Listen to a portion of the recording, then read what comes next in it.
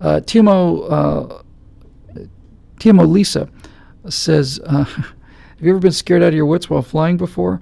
As someone who is always afraid to fly, hearing you talk about teaching people about the noises they will expect to hear and what it means has made me a non-scared flyer. Thank you for that. I have been scared one time, and I wasn't scared during the 3 engine failures I've had. I've had a couple of things happen in the air, cases of severe turbulence, airplane get a little closer than I would have liked. But I've never been scared except for one time, and I was scared on the ground before I took off.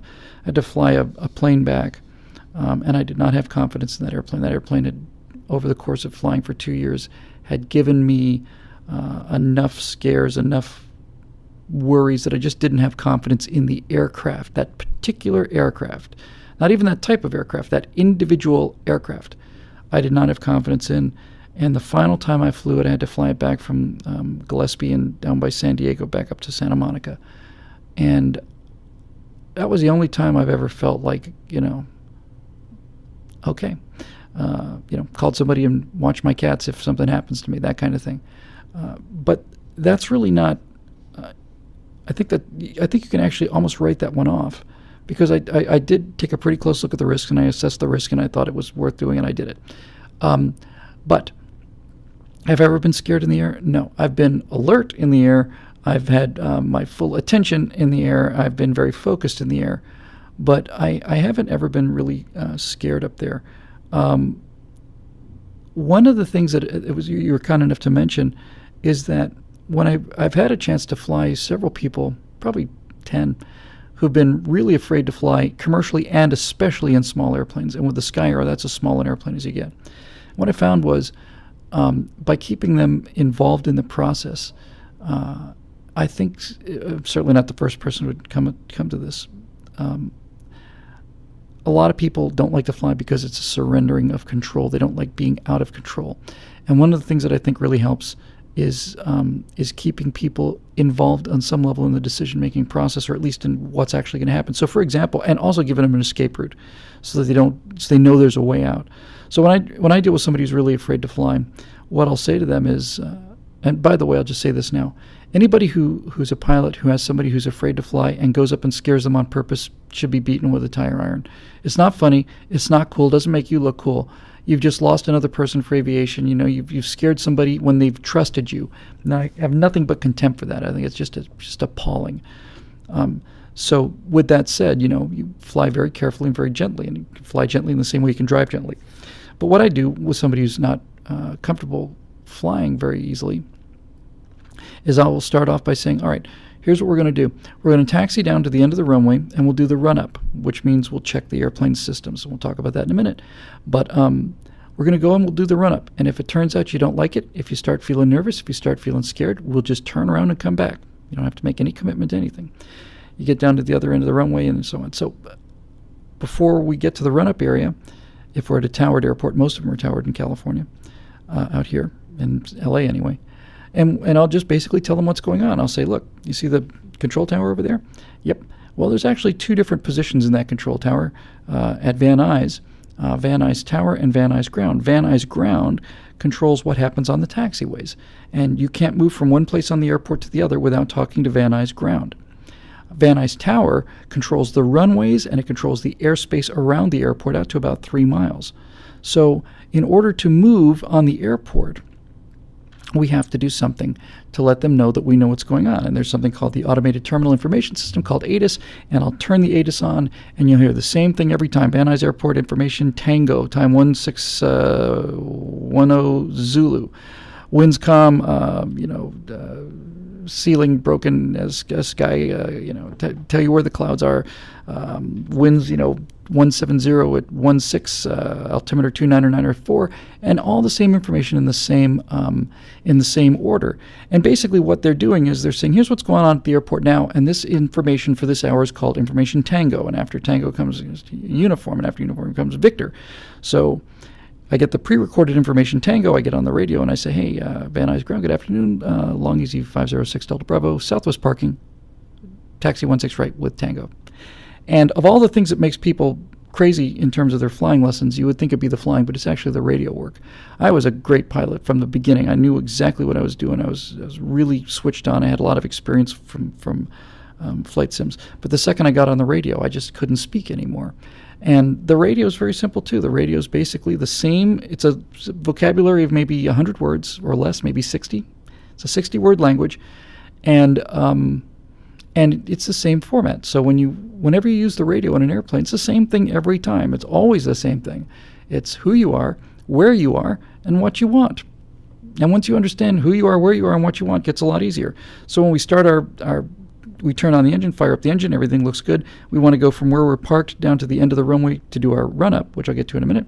We call Van Nuys Tower. We tell them who we are. We tell them where we are and what we want. Van Nuys Ground, good afternoon. Long Easy 506 Delta Bravo, who we are. Southwest Parking, where we are. Taxi 16 right, full length with Tango, what we want. I want to go from here to there. Pow. And so off you go. And once you've initiated this with a person, a passenger or a student or something, especially a passenger who's nervous, they understand it. They say, oh, okay, that kind of makes sense. And then the great thing about this is, as you get down to the end of the runway, the departure end, on virtually every airport, there's a little area set aside called the run-up area. And before we take off, we do the run-up. And the run-up is it's different per airplane, but it's consistently pretty much the same thing. And this is a chance to really build people's confidence, because in the run-up area, what we'll do is we'll say, okay, so here we are, we're nice and parked, we'll set the brakes so we're not going anywhere. And now what we're going to do is we're going to run the engine up to not complete flight power, but enough so that the engine's working. It's like if we're on a treadmill, we're going to get this thing up to a good jog. Okay, so ready, here we go. You're going to hear the engine come up. I'm going to move the throttle forward.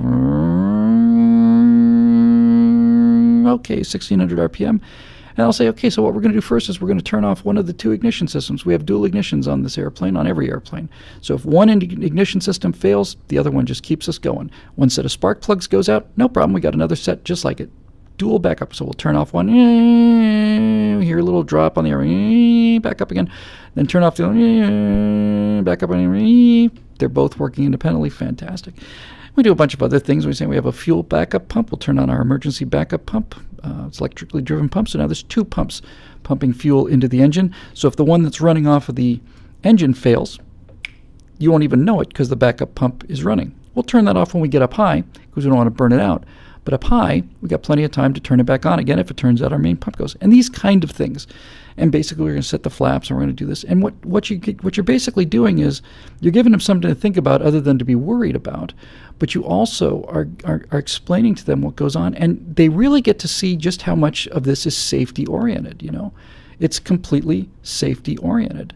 We have two ignition systems, we got two fuel pumps, we got all this other stuff. And then we'll switch over to the tower, which controls the runway, and we'll say Van Nuys Tower, Long Easy 506, who I am, who you are, where you are, what you want. Now I'm down at the departure end of the runway. Van Nuys Tower, Long Easy 506 Delta Bravo, holding short 16 right for a straight-out departure. I'm Long Easy 506 Delta Bravo, who I am.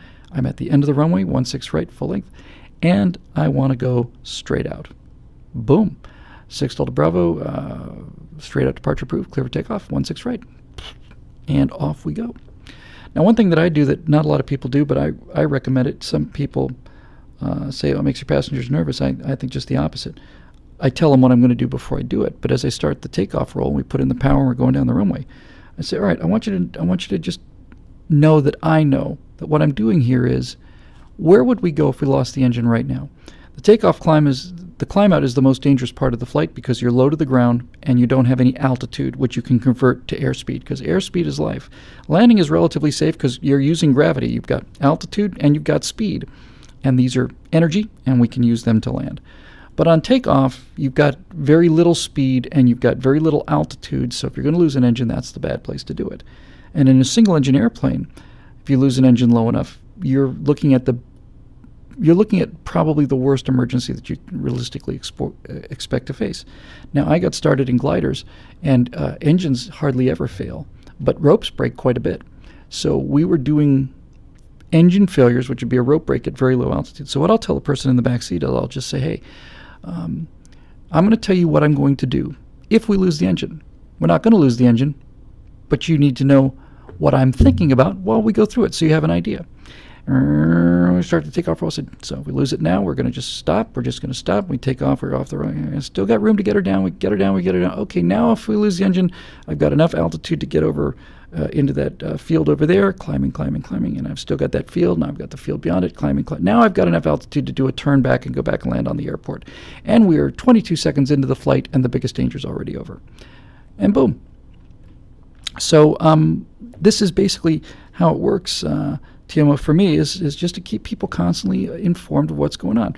All right, we're going to turn off that backup pump, and if the engine stops running because the main pump failed, we'll just turn it back on again. Turn it off. Everything's fine. Of course it is. I'm going to pull the flaps up. You feel the plane settle just a little bit as the wing changes shape. Feel that? Yeah. Okay. Next thing you know, these people who've been afraid to fly their whole lives are saying, "Can we do wing overs? Can we do turns? Let's go look at this stuff." They're loving it because they're part of it, and I think that's really the biggest deal.